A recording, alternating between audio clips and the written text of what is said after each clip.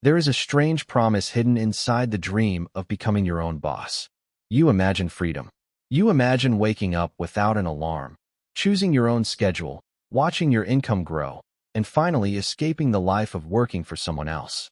But sometimes, the dream you build to give yourself freedom becomes the very thing that takes it away. And that is exactly what happened to Daniel. Daniel wasn't lazy. He wasn't careless. He wasn't lacking ambition. In fact, ambition was one of the things that nearly destroyed him. For years, Daniel worked for someone else. Every morning, he woke before sunrise, made the same commute, sat at the same desk, and watched the clock slowly move toward the end of another workday. He hated the feeling that his time belonged to someone else. So he made himself a promise. One day, he would build something of his own, something meaningful, something profitable, something that would finally give him control over his life. Then, one afternoon, everything changed. Daniel discovered that he had a talent for something he genuinely loved. He could repair old bicycles. Not just repair them, he could transform them. A rusty bicycle that looked worthless could arrive at his small garage and leave looking almost brand new. He replaced damaged parts, rebuilt wheels, restored frames, polished metal, and brought forgotten bicycles back to life. Friends noticed. Neighbors noticed. Soon, people began telling him the same thing. You should start a business. Daniel heard it again and again.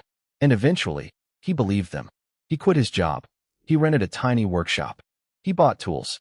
He printed a sign. And on the morning he opened the doors, Daniel stood outside looking at his new business with a smile. For the first time in years, he felt free. Customers came. Money came. People loved his work. Daniel worked harder than he had ever worked before. And because he loved what he did, the long hours didn't bother him. At least not at first. Then 6 months passed, and something strange happened. Daniel wasn't running the business anymore. The business was running Daniel. He repaired bicycles all morning, answered messages during lunch, ordered parts in the afternoon, handled complaints in the evening, balanced the books at night. Then he went home and answered more customer messages from his phone. His employees needed instructions. Suppliers needed payments. Customers wanted updates. Someone had made a mistake. Someone else had called in sick. A customer wanted a refund. Another wanted an urgent repair. And every time something went wrong, everyone looked at Daniel. Daniel, what should we do? Daniel, can you fix this? Daniel, the customer is waiting. Daniel, we're out of parts. Eventually, Daniel realized something terrifying. He had escaped his old job and accidentally created a new one. Only this time, there was no boss to go home from. There was no clock-out time, no vacation, no guaranteed weekend. Daniel had built himself a job with more responsibility, more stress, and no escape. And the most painful part? He was doing exactly what he loved and beginning to hate it. This is where many entrepreneurs make a critical mistake.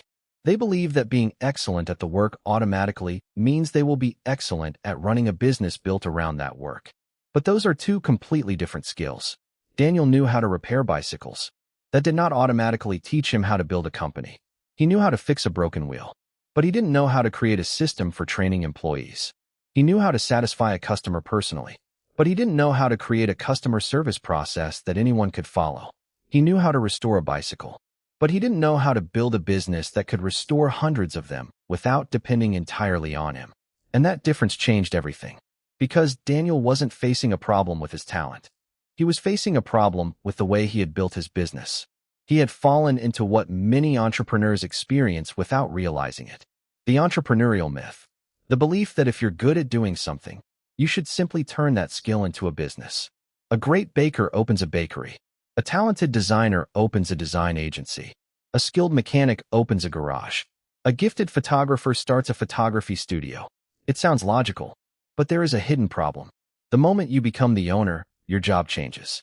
You're no longer just the person doing the work. You become responsible for building something bigger than your own ability. And Daniel was about to learn that lesson the hard way.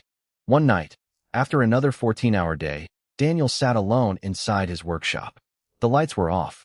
The tools were scattered across the floor. 3 unfinished bicycles waited beside the wall. His phone kept vibrating, but Daniel didn't pick it up. He simply stared at the business he had once dreamed about. And for the first time, he asked himself a question. Why did this happen? The answer began with understanding that he wasn't actually playing one role. He was playing 3. The first was the entrepreneur. The entrepreneur was the dreamer. The part of Daniel that imagined opening multiple locations. The part that wanted to create something bigger. The part that asked, what could this become? What if we expanded? What if we built a brand? What if this business could change my life? That part of Daniel was always looking toward the future. Then came the manager. The manager lived in the present. This was the part of Daniel that created schedules, tracked expenses, ordered inventory, handled employees, solved problems, checked numbers, and tried to keep everything under control. The entrepreneur wanted growth. The manager wanted order.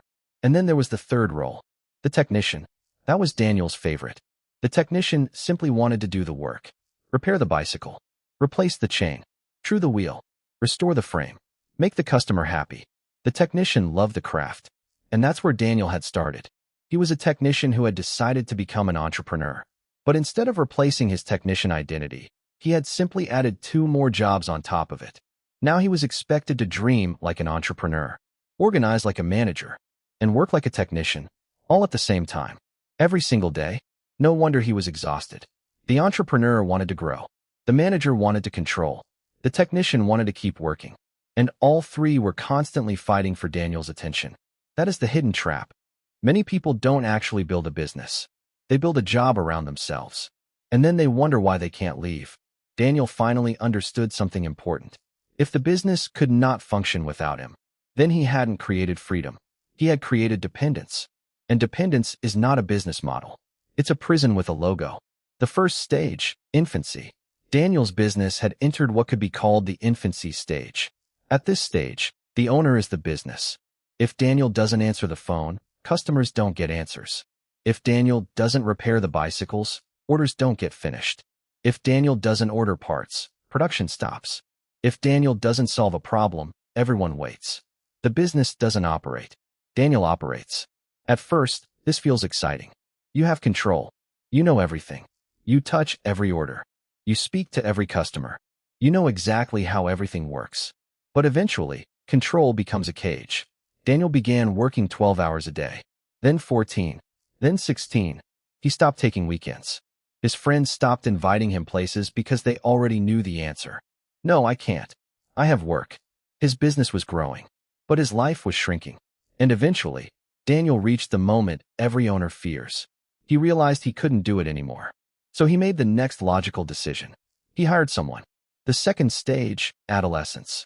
Daniel hired his first employee. For the first few days, he felt relieved. Finally, someone else could help. But the relief didn't last. The employee repaired bicycles differently. Daniel didn't like the way he answered customers. He didn't like the way he organized the tools. He didn't like the way he handled orders. So Daniel corrected him. Then corrected him again. And again. Soon, the employee wasn't really running the work. He was waiting for Daniel's approval. Should I do this? Should I call the customer? Should I order this part? What should I do with this bicycle? And Daniel answered every question. He had hired someone to reduce his workload. But instead, he had created another responsibility. Now he wasn't just doing the work. He was supervising someone doing the work. This is where many businesses become trapped. The owner gives away responsibility, but never gives away control. So the owner remains the center of everything. Daniel had moved from doing everything himself to managing people who still needed him for everything. And the business kept growing. But so did the chaos. Until one evening, Daniel looked at his calendar and realized something. He had created a business that could never grow beyond his personal capacity. There were only 24 hours in his day. He couldn't work forever. He couldn't personally train every new employee.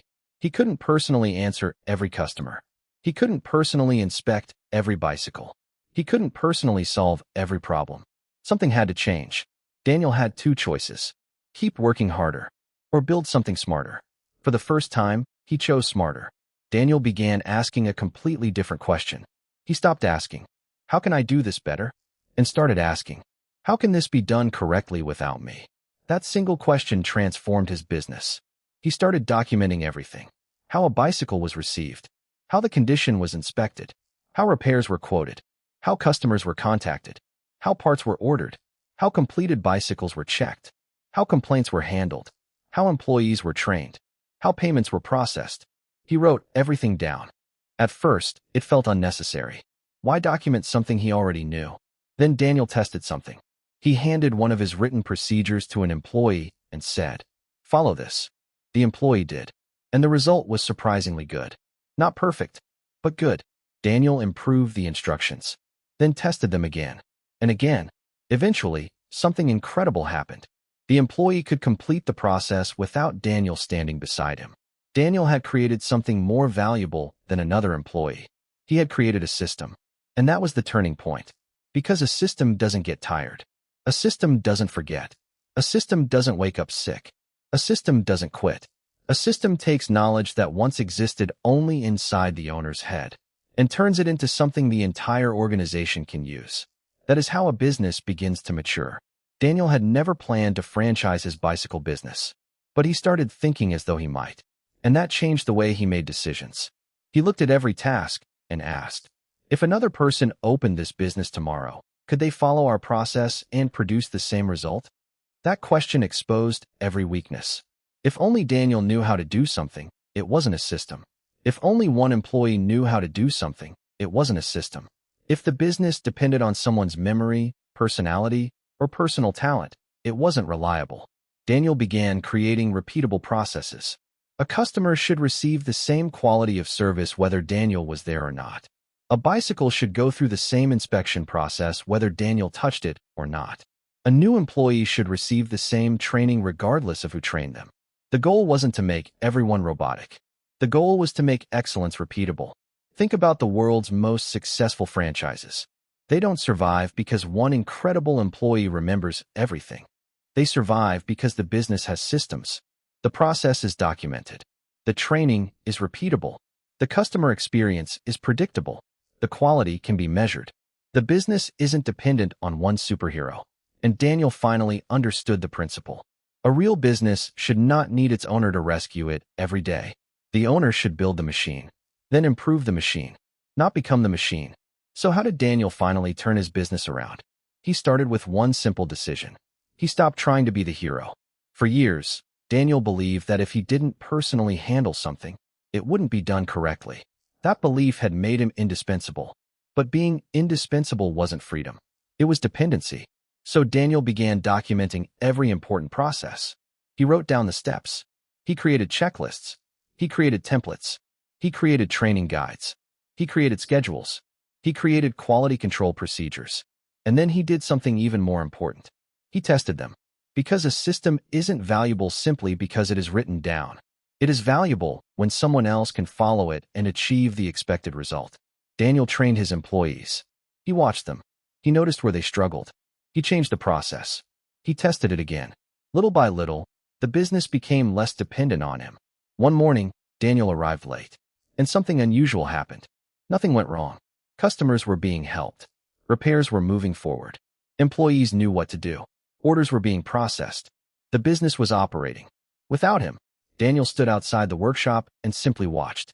For the first time since opening the business, he felt free, not because he had stopped working, but because he finally had a choice about when and how he worked. That is the difference between owning a business and being owned by one. Daniel's transformation can be reduced to 7 powerful stages. 7 stages that can help turn a fragile business into something capable of growing without consuming the life of its owner. Step 1. Create the vision. Before Daniel could build the business, he had to decide what he actually wanted it to become. Not just how much money he wanted, not just how many customers he wanted, but what kind of life he wanted the business to create. A business without a vision becomes a collection of random tasks. A vision gives every decision a destination. Think of it like a GPS. Before you can choose the road, you need to know where you're going. Step 2. Organize the business. Next, Daniel had to create structure. Who was responsible for what? Who reported to whom? What happened first? What happened next? Where did each task begin? Where did it end? Without structure, growth creates confusion. Organization gives the business a framework. Like building a house, you don't start by decorating the rooms. You start with the foundation. Step 3. Build the systems. This was where Daniel's biggest transformation happened. He turned experience into processes. Instead of relying on memory, he documented. Instead of relying on talent, he trained. Instead of relying on improvisation, he created procedures. A system turns "this is how I do it" into "this is how we do it." That difference can completely change a business. Step 4. Hire and train intelligently. Daniel eventually realized that hiring people wasn't enough. He needed people who understood the system. He needed to train them properly. He needed to give them responsibility. And he needed to allow them to succeed without constantly looking over their shoulders. The goal isn't to find people who can magically save your business. The goal is to build a team that can operate inside a strong system.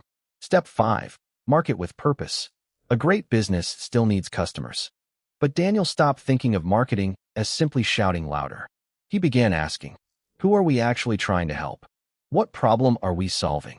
Why should someone choose us? Good marketing isn't just attention. It's connection. When the right customer understands the value you provide, marketing becomes far more powerful. Step 6. Master the numbers. For years, Daniel had focused almost entirely on sales. But sales weren't the whole story. He needed to understand expenses, margins, cash flow, profit, inventory, labor costs, and where the money was actually going. Because revenue can make a business look successful, while the numbers underneath tell a completely different story. You can't improve what you refuse to measure. Step 7. Never stop improving. Daniel's final lesson was perhaps the most important. Systems aren't something you build once and forget. Businesses change. Customers change. Technology changes. Employees change. Markets change. So the business must keep improving. Daniel regularly asked, what is slowing us down? What keeps going wrong? What can be simplified? What can be automated? What can we improve? Every problem became information. Every mistake became a lesson. Every improvement made the business stronger. And slowly, Daniel stopped building a business that depended on his effort and started building a business that multiplied his effort. Years earlier, Daniel thought freedom meant quitting his job. He was wrong.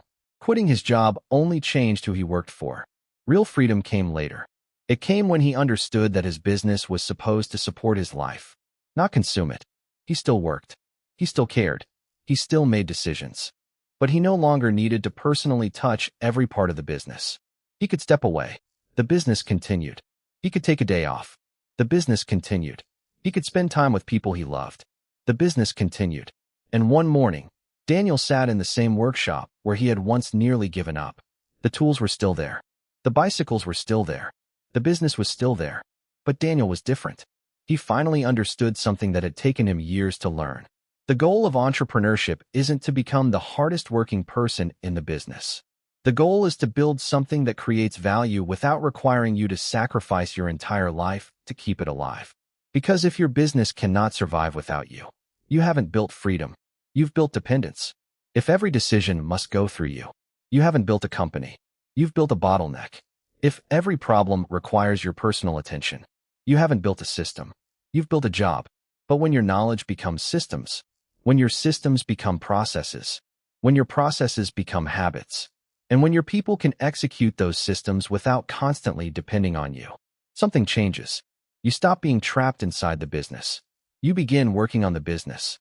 And eventually, the business begins working for you. So take a moment and ask yourself the question Daniel finally asked himself. If I disappeared from my business for 30 days, would everything collapse? If the answer is yes, don't panic. It simply tells you where the work begins. Document what you do, build the systems, train the people, measure the results, improve the process, and slowly remove yourself from the things that only you know how to do. Because the greatest business isn't necessarily the one that makes the most noise. It's the one that quietly becomes stronger, while giving its owners something money alone cannot buy: time, choice, peace, and freedom. Daniel started his business because he wanted to escape someone else's schedule. He nearly lost his life trying to manage the business he built. But in the end, he discovered the truth. A business should not become the life you are trying to escape from. It should become the vehicle that helps you create the life you actually want. And that is the difference between simply owning a business and building a business that truly works.